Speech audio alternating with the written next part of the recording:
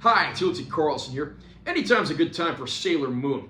When the series was getting released on Blu-ray by Viz the first time around, they also put out remastered Blu-rays of the movies. So we're going to be looking at the first one of the three today, that being Sailor Moon R, the movie. This had previously been released in America under the name The Promise of the Rose. In this movie, we get to learn a little more about Mamoru's past. Mamoru, of course, also being Tuxedo Mask and Prince Endymion. But when he was first born on Earth, his parents died in a car crash, and he grew up in an orphanage without anyone really close to him.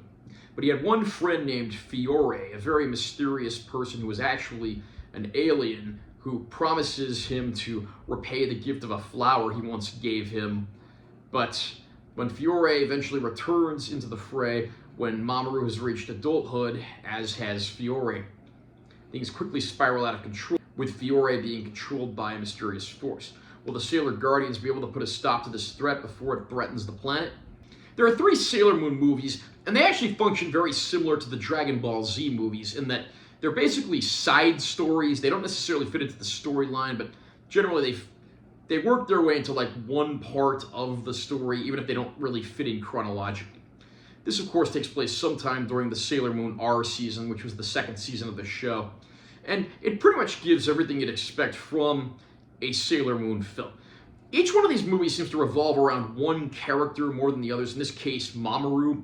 And it's nice to actually learn about his past. We just know that he was an orphan when he was born on Earth due to his parents perishing in that car crash. It's nice to actually learn about an old friend that ends up returning into his life, and of course, all hell breaking loose when he's being controlled by an unpredictable force.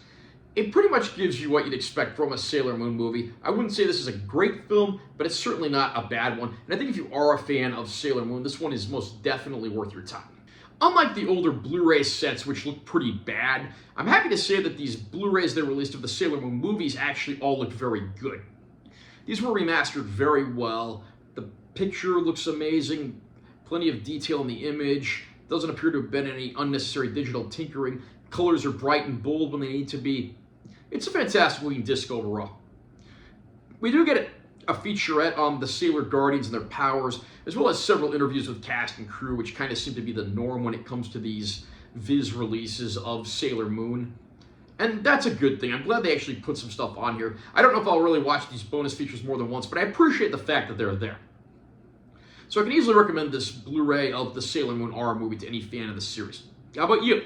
Are you a Sailor Moon fan? Did you pick up this Blu-ray of the Sailor Moon R movie yet? What do you think the best movie is? Comment down below and let me know what you think. Also, remember to subscribe to this channel for more content. I'm always posting new videos. And make sure you give this one a like if you found it helpful. I'm Tilty Carlson. I'll see you next time.